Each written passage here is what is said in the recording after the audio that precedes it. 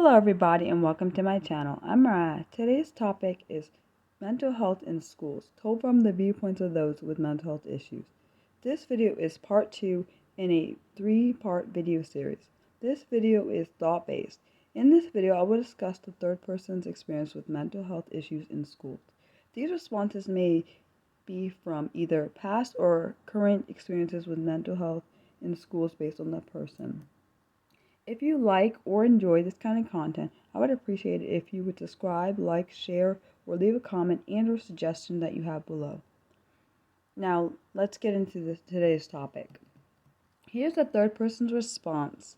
And just as a reminder, that so you all know, no names will be provided in order to protect people's privacy, so I will still be referring to each person as person A through A, B, C, and so on. Person B's response starts with, I had a hard time in school. It started from day one when I was forbidden from reading at the level I was accustomed and forced to sit with an ABC books that I neither needed or nor wanted. My teachers would tell me to pace myself so I didn't stand out to the other children. I didn't know it then, but it was the start of a spiral of clinical anxiety and later depression that haunted me forevermore. My school simultaneously lewd me as a prodigy, whilst undermining everything I tried to achieve. I could write the best essays, but be marked down for messy handwriting or mentioning topics I was deemed too young to understand.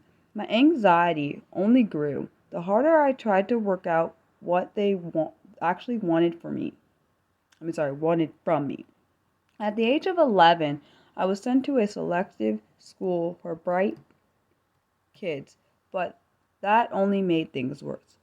Very few of the other kids made sense to me, and I had no interest whatsoever in sports, making me a pariah. I have never had a desire to compete with anyone, yet they force competition down my throat at every opportunity.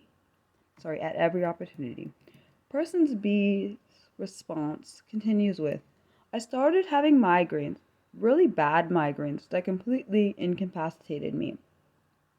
Not just pain, but blindness, loss of taste and smell, and hypoplegic, I'm sorry if I said that wrong, paralysis. The left side of my body would become floppy and unusable for hours, even days.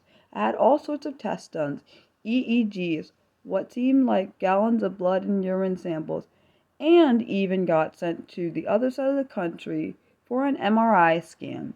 They were really new things back then, and nothing was found. I was put on special diets, so many pills, I'm surprised I didn't rattle or eventually psychoanalyzed psychoanalysis. When I did attend school, I felt fearful every minute of the day. I would get in trouble for being quiet or for speaking. I'd get punished for not showing enough interest or showing too much interest. Eventually, I did completely lose interest in everything. I couldn't win no matter what I tried, so I just gave up. The pressure didn't stop, though. There came a time where I disengaged from everything, even my personal hobbies and interests outside of school. My meltdowns became more frequent, and I seemed to be taking more days off of school due to migraine than attending. Being diagnosed as autistic did not improve things either.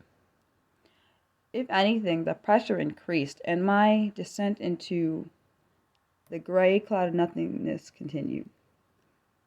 Person B's response ends with, I left school at age 16 and vowed never to go back. I couldn't face more of the same, so sixth form, college, university, etc. were completely out of the question. Whilst my moods lifted somewhat, my migraines subsided, and my interests were reignited.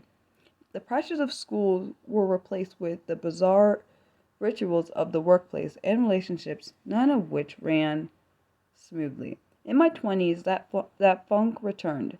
I was I was deep in those gray clouds again, and my migraine started up once more. I lost my interest and stopped eating, and couldn't engage with anything or anyone.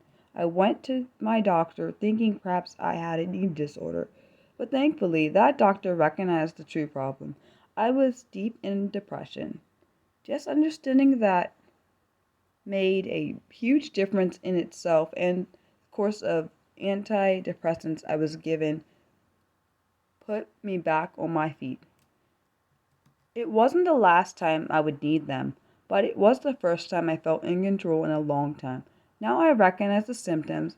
I can address them when they arise, but I so wish that they had been identified